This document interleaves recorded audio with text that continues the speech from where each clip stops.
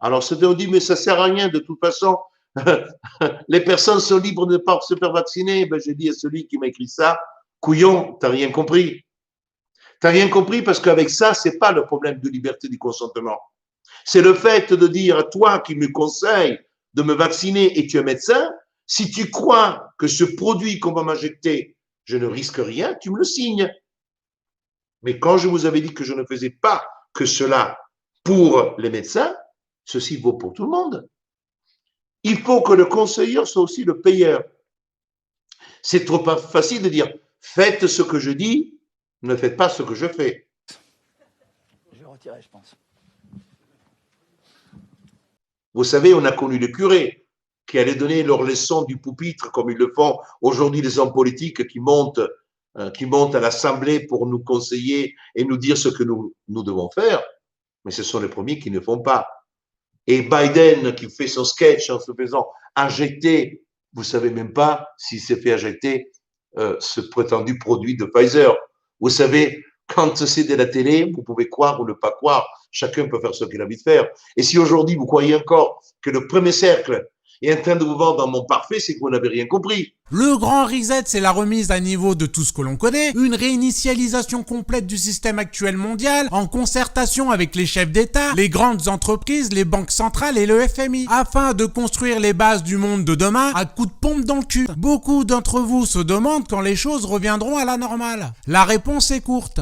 Jamais. Il y aura une ère avant le coronavirus et après le coronavirus. C'est quoi le mobile du crime? De vouloir faire disparaître la classe moyenne et les PME. Quel est le but de ce sacrifice? Jusqu'à 86% des emplois dans la restauration, 75% des emplois dans le commerce de détail et 59% des emplois dans le divertissement pourraient être automatisés d'ici 2035. Jusqu'à 75% des restaurants indépendants pourraient ne pas survivre au verrouillage et aux mesures de distanciation sociale ultérieures. Aucune industrie ou entreprise ne sera épargnée. Derrière l'élimination pure et simple de la classe moyenne des PME, ce sont aussi les lieux de rencontre qui disparaissent. De quoi éloigner les hommes les uns des autres. Les technologies d'automatisation sont particulièrement bien adaptées à un monde dans lequel les êtres humains ne peuvent pas trop s'approcher les uns des autres. Ils ont déjà tout prévu, les mecs. Le message est de dire clairement à la classe moyenne, aux PME, nous n'avons plus besoin de vous, puisque les GAFA feront le boulot et qu'à terme, la robotisation remplacera les employés. C'est la 4e révolution industrielle. Donc, on va vous donner un pécule pour que vous puissiez continuer à vivre, à condition de vous faire vacciner, d'accepter de vous soumettre et surtout de nous soumettre votre vie privée. L'endiguement de pandémie de coronavirus nécessitera un réseau de surveillance mondiale. Elle est pas belle celle-là? Tu l'as pas vu venir, hein? On ira ensemble vers ce nouvel ordre mondial. Et personne, je dis bien personne, ne pourra s'y opposer. Car à travers le monde, les forces au service du changement sont considérablement plus fortes que les conservatismes et les immobilismes. Parce que si vous n'avez pas encore compris que nous sommes dans une opération globale tenue par le premier cercle, par la gouvernance mondiale, qui ne s'appelle pas un gouvernement, mais une gouvernance mondiale, qui est en train, avec les big pharma, parce que ce sont les plus puissants, vous savez, aujourd'hui, peut-être, ma vie est en péril.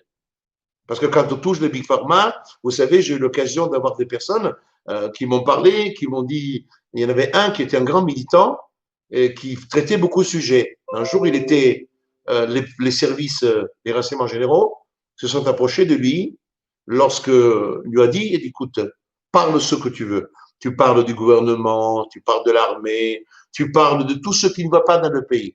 Mais un conseil, si tu as envie de continuer à parler, ne touche pas les laboratoires pharmaceutiques. Parce que je rappellerai à tout le monde que les laboratoires pharmaceutiques, ce n'est rien d'autre que le premier commerce mondial. Vous savez, le marché de la santé, c'est des milliers de milliards d'euros. C'est un budget beaucoup plus gros que le budget de l'État en France, il faut le savoir, hein. Et donc ça aiguise des appétits. Il y a des assureurs privés, il y a des fonds de pension, anglo-saxons notamment, qui regardent tout ça, qui ont de la bave aux lèvres, si vous voulez, parce que c'est un marché ultra juteux et qui a un avenir magnifique, hein, puisque la population va vieillir, il y a beaucoup de maladies. Supérieur au commerce de l'énergie, chers amis, supérieur au commerce du pétrole. Ce sont les big pharma. Que le patron de BioNTech, quelqu'un qui a 17 ans d'activité, il est parmi les 430 personnes les plus riches au monde. Il fait partie du premier cercle, avec Pfizer et avec les autres Big Pharma. Ce sont les plus grands escrocs de la Terre. Pfizer a déjà été condamné. C'est écrit dans la plainte. Lisez la plainte. Prenez la plainte et lisez-la avec les documents qui sont en annexe. Effectivement, on touche les Big Pharma. Parce que vous regardez, par exemple, hier, on a dit, la thérapie, il n'y a pas de problème, elle pourra affronter sans difficulté la modification, le variant du virus tel que nous le connaissons. Et aujourd'hui, le patron de BioNTech lui-même a dit, il n'y a pas de problème. En 3 semaines, je vous change la thérapie avec une nouvelle méthode, une nouvelle ARN pour affronter le nouveau virus. C'est-à-dire quoi? C'est-à-dire que vous allez prendre un vaccin dans les fesses tous les 3 mois. C'est du délire. Donc, on n'a aucun recul là-dessus. Ce n'est pas du droit précis ce que je fais là, mais c'est bien le signe qu'on est totalement, aujourd'hui, tenu en laisse par eux qui dirigent les politiques de ce monde, qui dirigent M. Macron. Je revendique l'immaturité et l'inexpérience politique. Qui dirigent Comté, qui dirigent les politiques de l'Europe. Faut qu'il y ait des hommes politiques courageux qui viennent dans l'arène pour dire stop et vraiment mettre un stop à toute cette corruption. Faut jeter dehors les lobbyistes à Bruxelles parce que les lobbyistes, l'industrie pharmaceutique fait partie des premiers. Parce que qu'avec la gueule enfarinée, on a dit c'est merveilleux, l'Agence européenne du médicament a donné son accord pour la commercialisation de produits BioNTech, Pfizer. Ce qui prouve d'ailleurs au passage à quel point la France n'est plus dirigée par elle-même. Parce que je sais qu'il y avait des gens qui disaient il y a quelques années « Oh, il est monomaniaque, il veut sortir de l'Union européenne, il est nostalgique ». Non, non, non, je ne suis pas du tout nostalgique. Moi, ce que je veux, c'est que les Français reprennent le pouvoir chez eux. J'estime que ça n'est pas à l'autorité européenne, machin chose, de décider, d'ailleurs au passage... Et que les eurocrates arrêtent de s'en mettre plein les poches, c'est ça? C'est ce que j'allais vous dire. Vous avez vu ce scandale sur l'affaire du vaccin Pfizer. C'est-à-dire que le vaccin Pfizer a été acheté par... C'est la secrétaire d'État au budget belge qui a fait un impair. Elle a divulgué publiquement le fait que la Belgique a acheté le vaccin Pfizer BioNTech 12 € la dose. Et on sait que l'Union européenne, la Commission, l'a acheté 15,50 €, 3,50 € de plus la dose. Alors même que l'on sait que l'Union européenne en a commandé 60 fois plus. Est-ce que vous vous rendez compte du truc? Ça veut dire, j'ai fait des calculs, on peut estimer que si l'Union européenne avait obtenu le même prix que la Belgique, ce qui était la moindre des choses, puisque la Belgique en a acheté que quelques millions, alors que comment dirais-je, 5 millions, alors que Et où va l'argent, alors, justement, le différentiel? Normalement, ils auraient dû avoir au moins le même prix que la Belgique. Il y a eu 1,05 milliard d'euros de payés en trop. Et normalement, ils auraient même dû obtenir un meilleur prix, puisqu'ils en achetaient 60 fois plus. Donc, voilà, personne ne s'en occupe, c'est quoi ça? Mais excusez-moi, mais est-ce qu'il y avait un couillon parmi nous qui pouvait imaginer que l'Agence européenne du médicament, parce que je rappellerai à tout le monde, chers amis, la plainte Remdesivir, elle est prête. Elle sera déposée comme un cadeau d'après Noël, parce que je ne vais pas cumuler, parce que je vous expliquerai quelque chose de très précis. Premièrement, ceux qui aujourd'hui disent qu'il n'y a aucun problème pour les prétendus vaccins, mes amis. Vous ne savez pas si l'ARN va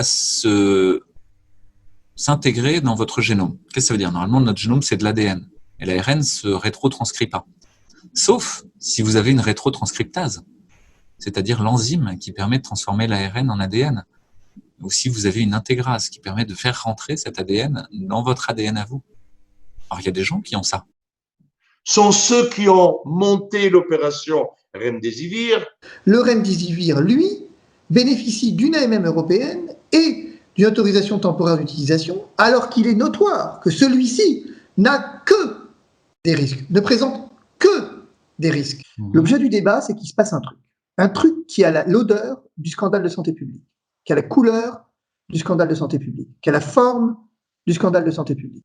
Ils l'ont monté avec Gilead. Ils ont signé le contrat pour 2500 soins, pardon, 250 000 soins Remdesivir. Les laboratoires Gilead allaient donc commercialiser le Remdesivir à raison d'un traitement à 3 400 $ à peu près. Avec l'accord de l'Agence européenne du médicament, Ce qu'il faut faire là, c'est qu'il faut exiger le Frexit, mais vraiment ça devient urgentissime. Chasser cette oligarchie, renverser la table et d'abord faire le Frexit, sortir la France de l'Union européenne et de l'euro, sortir la France de ce cauchemar. Les Français ne veulent pas du Frexit. Avec l'intervention de la Commission européenne... Mais nous ne ferons pas l'erreur de David Cameron, rassurez-vous. Nous n'allons pas faire de référendum pour la sortie de la France de l'Union européenne, ça je puis vous l'affirmer. Et avec la bénédiction de l'Organisation mondiale de la santé, de l'OMS. J'ai analysé le curriculum vitae des 34 membres de la commission de l'OMS. Ça suffit, quoi. Ce sont tous les lobbyistes dans chaque État qui sont membres de cette commission. Ces gens-là ont trompé l'Europe, ont trompé les Français, ont trompé les Italiens, ont trompé les Allemands, vous ont trompé. Pensez printemps, mes amis. Ils m'ont trompé et ces gens-là aujourd'hui sont crédibles. Mais si aujourd'hui, moi, je devais vous tromper sur une chose, ma crédibilité serait jouée à vie. Alors que eux, ils peuvent faire n'importe quoi, ils peuvent nous piquer des milliards parce que ça coûtait des milliards. Le deuxième vaccin, le vaccin Pfizer-BioNTech, germano-américain, lui, j'ai découvert dans un journal qu'il serait vendu 18,34 $ la dose. Or, l'Union européenne s'est engagée pour acheter 300 millions de doses, ce qui fait 5,5 milliards de dollars. Le vaccin AstraZeneca, lui, serait vendu. Donc, si je résume tout ceci, j'aboutis au fait que les commandes passées par l'Union européenne, la Commission, se sont élevées à peu près 25,246 milliards de dollars, c'est-à-dire, grosso modo, à 20,8 milliards d'euros, pas loin de 21 milliards d'euros. Il n'y a toujours pas de preuve non plus de l'efficacité de la chloroquine. La preuve, elle est établie. Avec un protocole sanitaire tel qu'on le reconnaît d'ordinaire. Un protocole parfait où il y a la mesure de la charge virale. Maintenant, il va y avoir 3700 malades publiés. Il y avait une étude randomisée, donc avec tirage au sort en Chine, qui était publiée déjà depuis longtemps. Donc la preuve, elle est là. C'est la mauvaise foi qui dit qu'il n'y a pas de preuve. Je ne sais pas ce qui marche comme traitement aujourd'hui dans le Covid. Par contre, je sais ce qui ne marche pas. Et il y a un traitement que vous prenez depuis des mois, c'est votre droit, mais il ne marche pas. Je vous le dis très tranquillement, il ne marche pas, ni en France, ni ailleurs. Le traitement précoce par l'hydroxychloroquine, une analyse par pays, mise à jour le 22 août 2020. Donc là, on lit le groupe de traitement à un taux de mortalité inférieur de 78%. 78% entre les pays qui traitent à l'hydroxychloroquine et les pays qui ne traitent pas à l'hydroxychloroquine. Gilead, c'est celle qui finance indirectement M. Blanchet et les autres qui se présentent dans toutes les chaînes de télévision pour nous vendre le pseudo-vaccin. Tout ce que vous avez dit jusqu'ici est faux. Voilà. 85 à 200 000 morts, le remdesivir formidable, l'hydroxychloroquine ça marche pas, et maintenant les vaccins on devrait vous croire. Bah non, moi j'ai pas envie de croire parce qu'il y a beaucoup d'opacité. Agence européenne du médicament, pas confiance. Savez-vous, lisez l'enquête du Point ce matin. Le Point, c'est pas Florent Philippot, c'est le Point. Le Point.fr sort une enquête en disant opacité totale sur les contrats entre l'Union européenne et les grands labos sur le vaccin. On n'a même pas le droit de consulter, même les députés européens devront aller à 3 dans une pièce fermée, etc. pendant 30 minutes pour regarder les contrats. Qu'est-ce que c'est ? Et ça, vous les croyez ?